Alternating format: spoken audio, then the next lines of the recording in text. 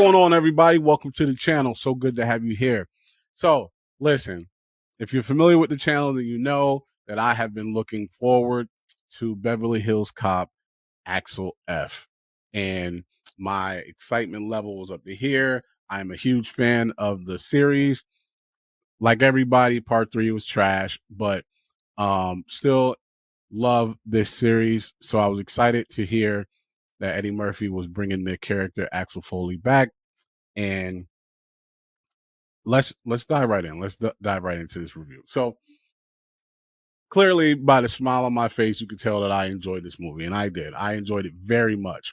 Now, with that being said, I watched it once last night, and I plan on watching it again. I probably should have watched it again before jumping online with you all, because there was so much for the Beverly Hills Cop fan that made my heart warm and gave me all the warm and fuzzies because I felt like it was made for me. But with that being said, it's a good movie. And even if you're not familiar with or a big fan of the Beverly Hills Cop series, you will still enjoy this film. But it's definitely made for me, but not to the point where that's all it relies on, which is the nostalgia. So let's talk about it. So this is going to be non-spoiler because, again, I want people to have the opportunity to see the movie. So with that being said, let's start with the cast. Eddie Murphy is vintage Eddie Murphy here. He's hilarious, comedic timing, all that is there. The one-liners, the looks, everything is hilarious. Eddie Murphy did not miss a beat. But then you add people like Joseph Gordon-Levitt, who was awesome in the film. Of course, Judge Reinhold is back. John Ashton is back as Billy Rosewood and John Taggart. But then you also have Kevin Bacon, who was really good in this film, and Eddie Murphy. Axel Foley's daughter, Taylor Page, is good in this film. So from a casting standpoint, it was really good. Now, here's one thing that I thought I wasn't going to like. And then by the end of the movie, I dug it. So I'm going to point out two things. The first is the relationship between Eddie Murphy, Axel Foley, and his daughter.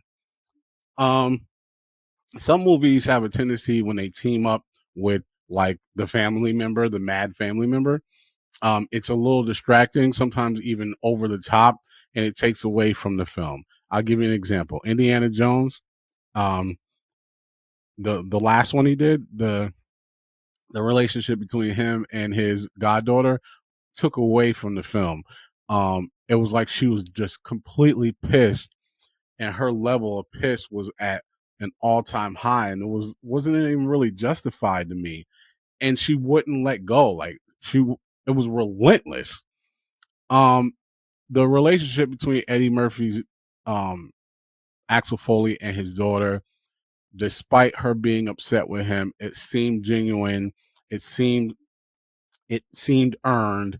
It made sense, but it wasn't distracting from the film. It actually added to the film. It actually added, in my opinion, to the enjoyment versus some movies you were just like pissed at this other person. Like, why are you so mad? Let it go. Right. This was different. It seemed earned, it seemed right, and it wasn't over the top to the point where it was distracting from the film. So I actually appreciated the relationship of Axel Foley and his daughter in this film. I thought it added to the story.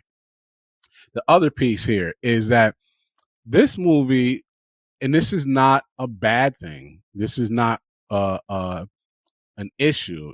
I think they did it masterfully, but this movie is more of an ensemble piece. Here's what I'm saying. In Beverly Hills Cop 1 and 2, especially 2 for sure, but even in both of them, he's always had Rosewood and Taggart, and some other characters, but it's always been the Axel Foley show. Like, he is at the center of attention all the time, despite these other characters. And it's good.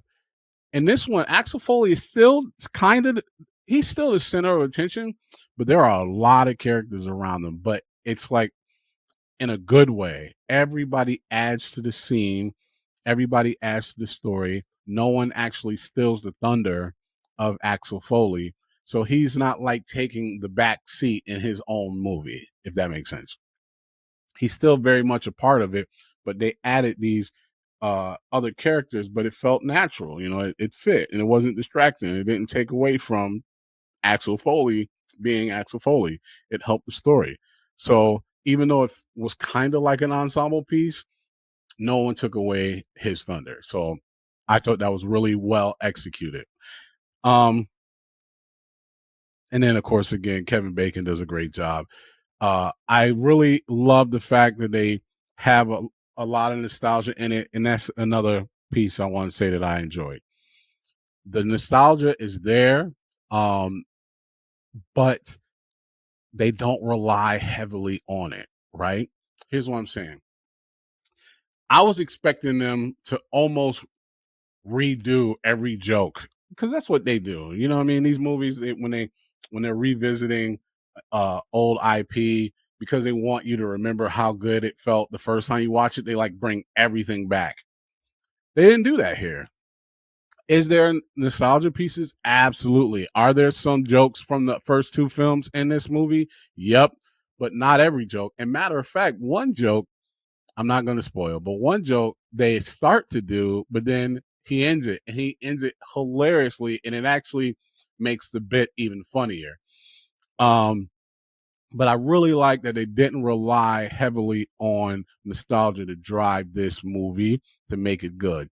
It's it's welcoming. It's definitely a part of the film, and you definitely enjoy seeing it. But it's not so nostalgia heavy that if you remove those elements, it wouldn't be a good film.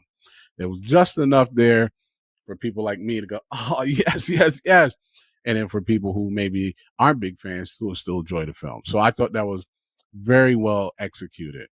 Um, Things I didn't like. There was some pacing issues, not big deals, but if I had to critique, there was some parts in the film that kind of feel like it dragged on a little bit. But again, this is just a critique. It didn't take away from the movie at all for me, but there was a little bit of pacing there. Um, this is going to be a silly complaint, but this is the Beverly Hills Cop fan in me. But in the first half of the film, you get all the old soundtrack from Beverly Hills Cop 1 and 2. And every time it comes on, you're like, yes. And it just feels like you're watching Beverly Hills Cop.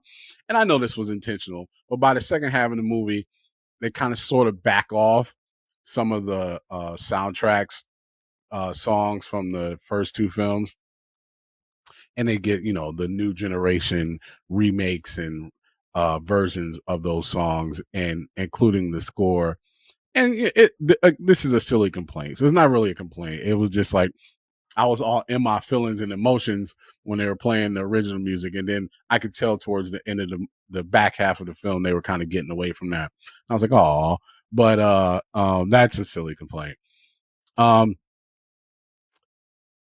I One other thing I liked is that everybody is as old as they are, and the movie feels that way. Like you don't see them trying to do these impossible stunts. You're like, come on, man, you too old for that.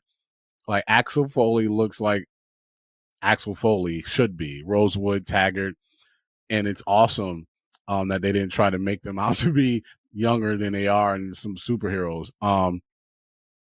So yeah, I like that. So what is my overall rating? Man, I really enjoyed this movie. I really did. So one being um zone out, skip it, and uh five being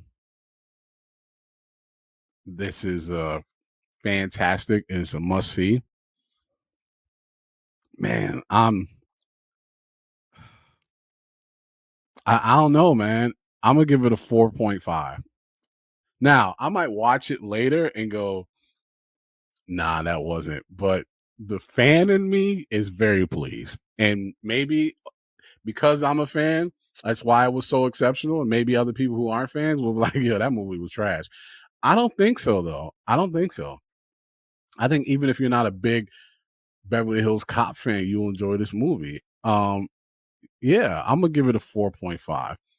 Um, yeah, I'm gonna give it 4.5. Yep, that is my score. But what did y'all think? Have you had opportunity to watch Axel F?